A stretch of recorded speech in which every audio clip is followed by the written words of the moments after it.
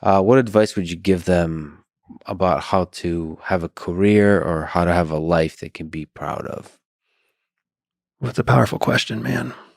Um, Have you figured it out yet yourself? no, I think I'm a grand total of 7 days smarter than I was at 27. It's not a good It's average. progress. There's still time. There's still time. So for all the young people out there deciding what to do, I would just say the same thing that I do say and I will say to my own kids. You only have one life. You only have one chance. If you spend it doing what other people expect you to do, you will wake up to your regret at some point. I woke up when I was 38 years old. My wife, in many ways, is still waking up to it as she watches her grandparents pass and an older generation pass away. The folks that really have a blessed life are the people who learn early on to live with their own rules, live their own way, and live every day as if it's the last day.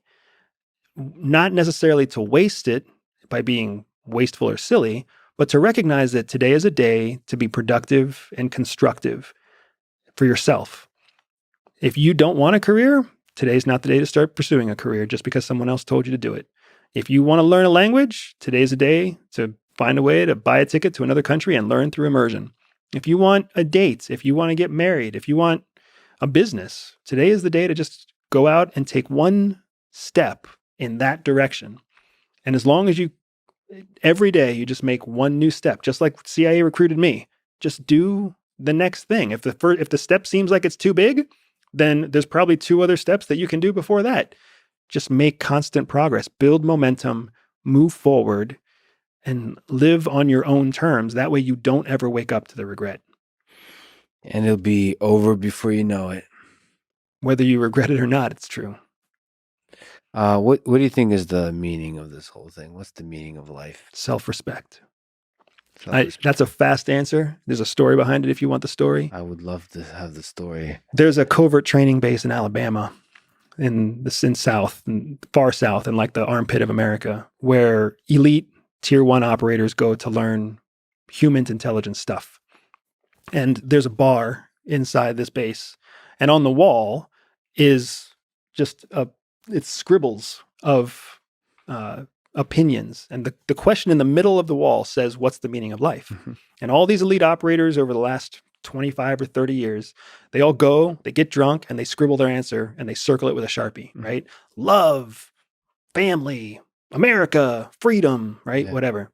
And then the only thing they have to do is if they're going to write something on there, they have to connect it with something else on the wall, at least one other thing. So if they write love, they can't just leave it floating there. They have to write love in a little bubble and connect it to something else, connect it to family, whatever else.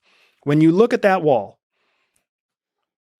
the word self-respect is on the wall, and it's got a circle around it. And then you can't see any other word because of all the things that connect to self-respect. Just dozens of people have written their words down and been drawn and scribbled over because of all the lines that connect to self-respect. So what's the meaning of life? From my point of view, I've never seen a better answer. It's all self-respect. If you don't respect yourself, how can you do anything else? How can you love someone else if you don't have self-respect? How can you build a business you're proud of if you don't have self-respect? How can you raise kids? How can you make a difference? How can you pioneer anything? How can you just wake up and have a good day if you don't have self-respect? The power of the individual. That's what makes this country great. I have to say, after traveling quite a bit in Europe, and especially in a place of war, coming back to the United States makes me really appreciate about the better angels of this nation, the ideals it stands for, the values it stands for. And I'd like to thank you for serving this nation for a time and humanity for a time. And for being brave enough and bold enough to still talk about it and to inspire others, to educate others, for having many amazing conversations, and for honoring me by having this conversation today. You're an amazing human. Thanks so much for talking today. Lex, I appreciate the invite, man. It was a joy.